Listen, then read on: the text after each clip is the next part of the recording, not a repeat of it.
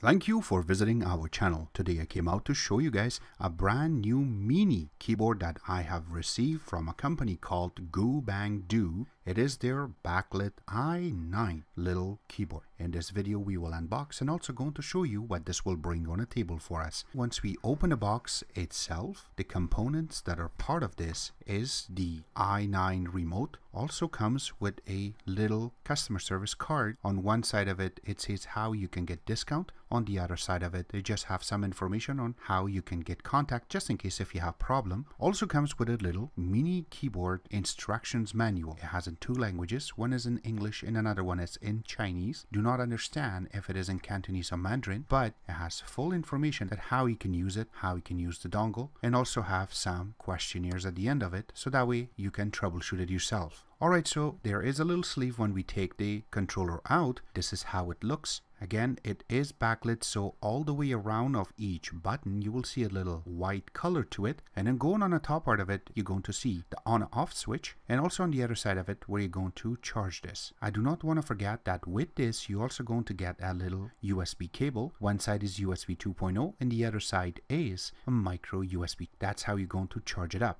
And also on the sides of it you can see it has a little grip to it, so this way it does not fall from your hand. And the touchpad part of it in the front is triple touch, so you cannot just double tap to it. You can actually use 3 fingers in order to make certain pictures bigger or smaller. This will really work for you. While you're charging it, once you hook up the wire on the top and the other side of it to your charger, you're going to see a little red light on the left hand side underneath of the volume control. From the top you can see that it has some buttons on the left hand side, which will be the fast forward, the plain buttons right in the middle, and the refine on the left hand side. On the top and the bottom is the volume up and volume down, and then on the left hand side is going to be your navigation key, so that we can select certain apps while you're playing something on the Android boxes. Remember that this is not only going to be compatible with Android but also with Windows, also with Mac, with Linux. It's also going to be compatible with your smart TVs. This is also going to be compatible with your Xbox and PS3, and mainly this is used for the Android boxes. So in today's video you can see right now in the background that we are showing you is the Windows first, and you can see that we are maneuvering going next. And also when you press the button we can just bring up a calculator. For this time we can type it and it will come up.